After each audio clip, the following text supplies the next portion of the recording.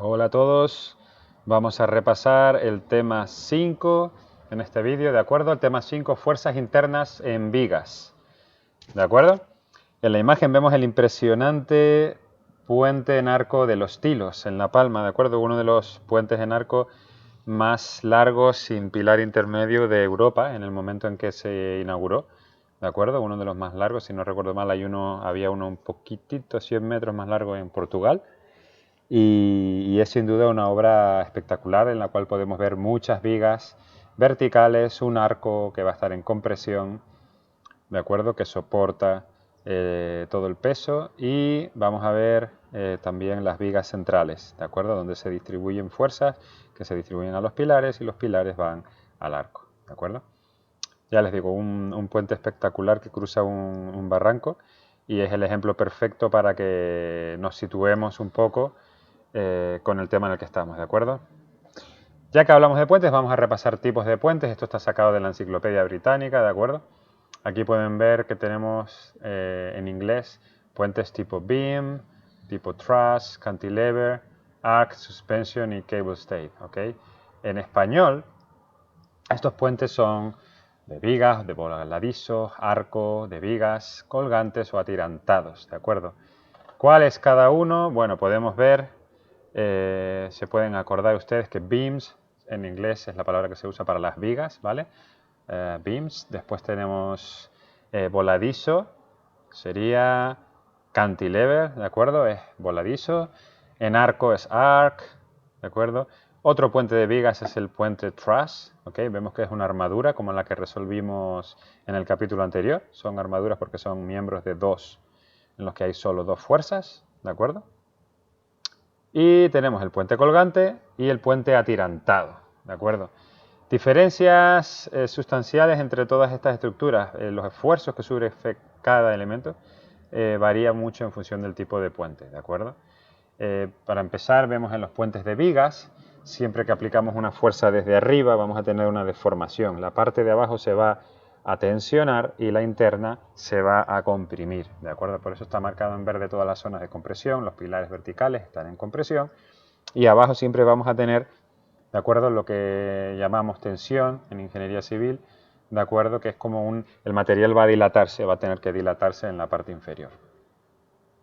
En el caso de la armadura, lo vimos en el ejercicio último, en el ejemplo último que vimos en el tema 4, vimos que la diagonal tiene tensión, ¿de acuerdo? La componente horizontal inferior también tiene tensión, y que la superior horizontal vimos que tenía compresión. Pues esto coincide con lo que tenemos aquí, ¿de acuerdo? Así que ya pueden ver ustedes que aplicando las leyes de la estática directamente sacamos, como era de esperar, las fuerzas correspondientes y los esfuerzos correspondientes en cada miembro de una armadura.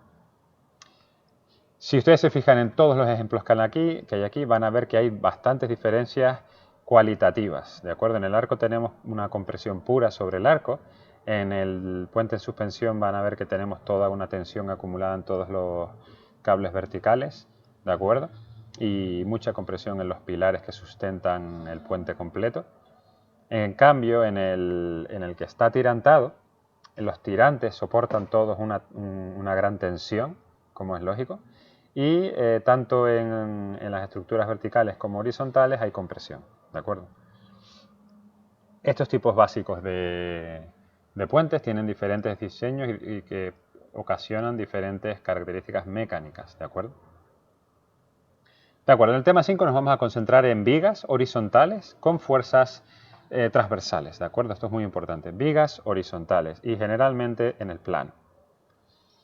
Vamos a tratar cuáles son las fuerzas internas presentes en una viga cuando se la somete a fuerzas externas, ¿de acuerdo? ¿Cómo se calculan? Esas son las preguntas que vamos a resolver. En este caso, por ejemplo, pueden ver un camión.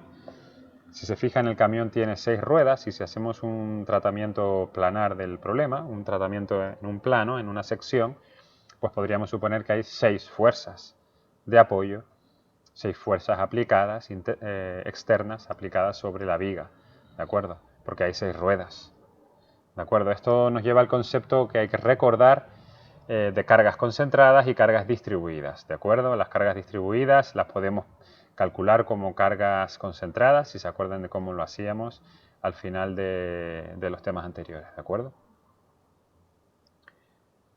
una cosa importante que hay que recalcar es que las reacciones se determinarán siempre y cuando que los apoyos involucren únicamente tres incógnitas.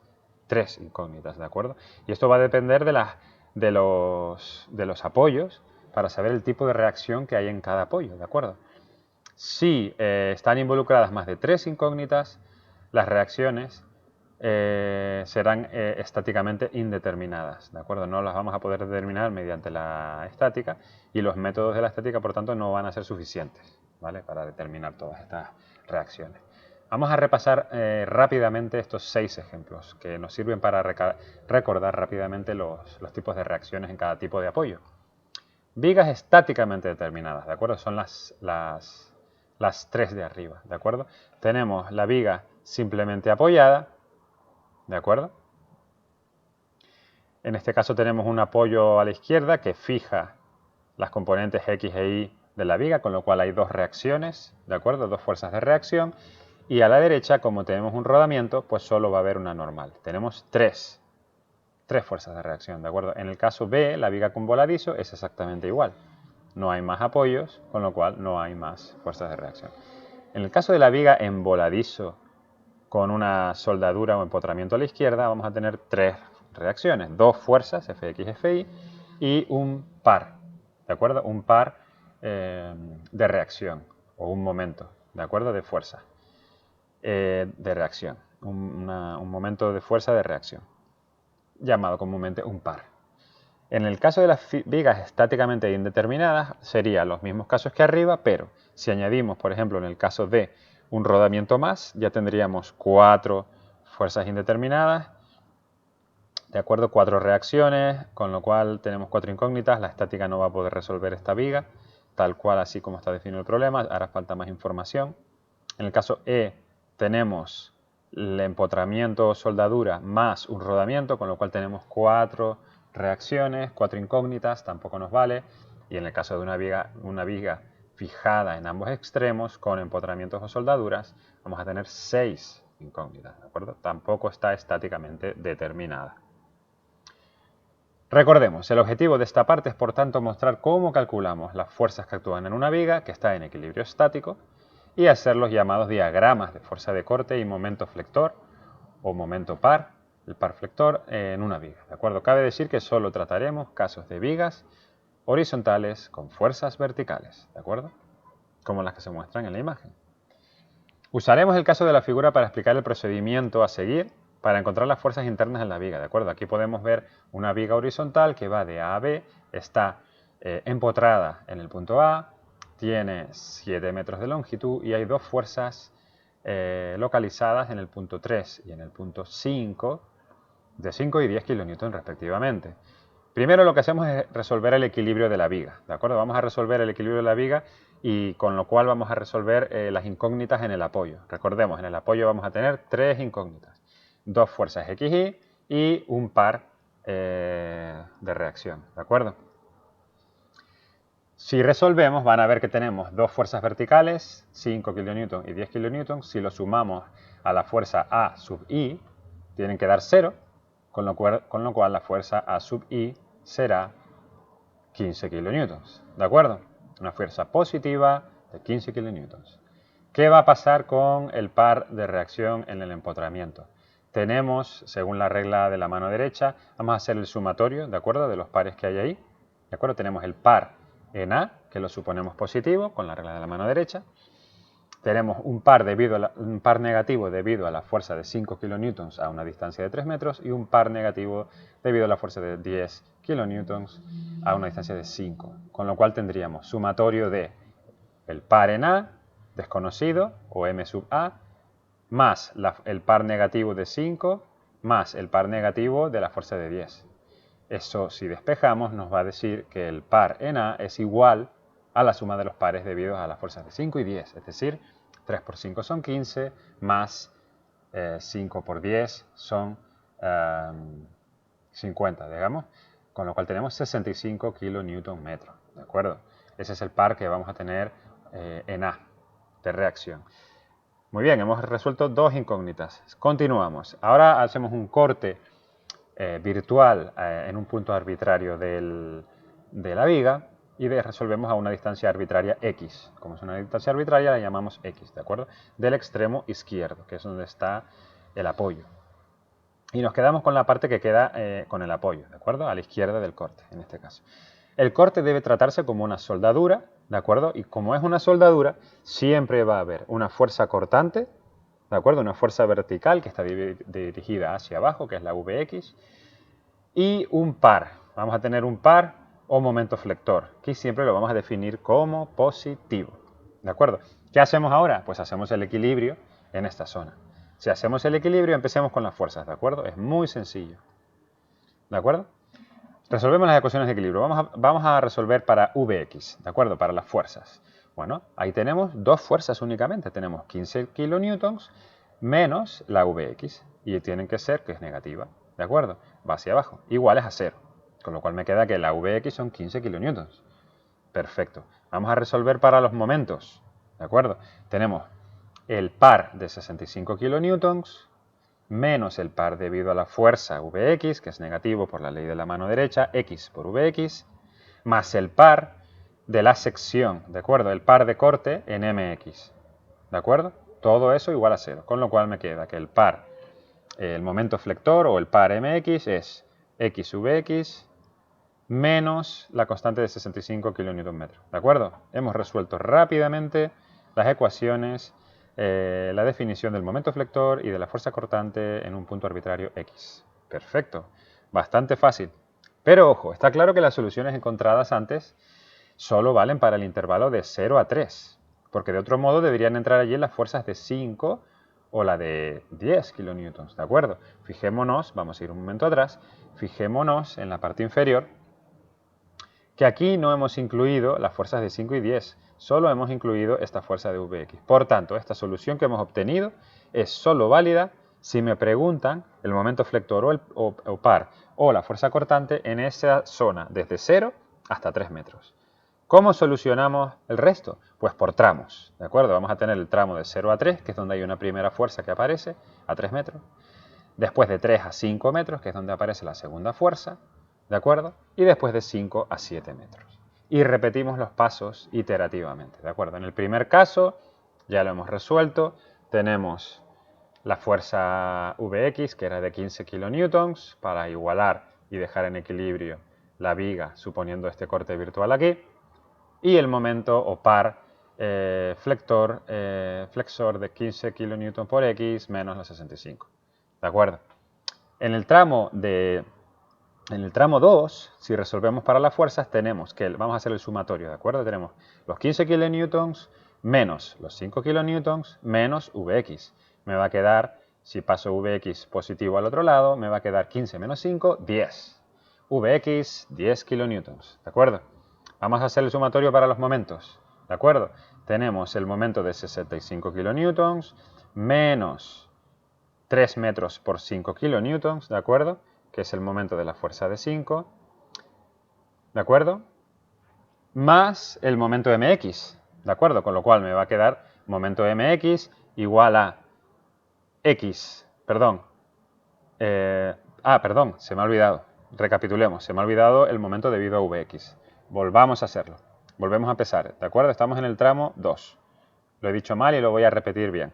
Tenemos los 65 kN por metro, que es el par flector en el punto A. Después tenemos el momento de fuerza de la fuerza de 5 kilonewtons, que va a ser negativo, con lo cual 65 kilonewton metro menos 3 por 5 kilonewton metro, menos x por la fuerza de corte, ¿vale? Ese momento negativo de x por la fuerza de corte, ya tenemos dos restas, más el momento en la sección cortada, ¿vale?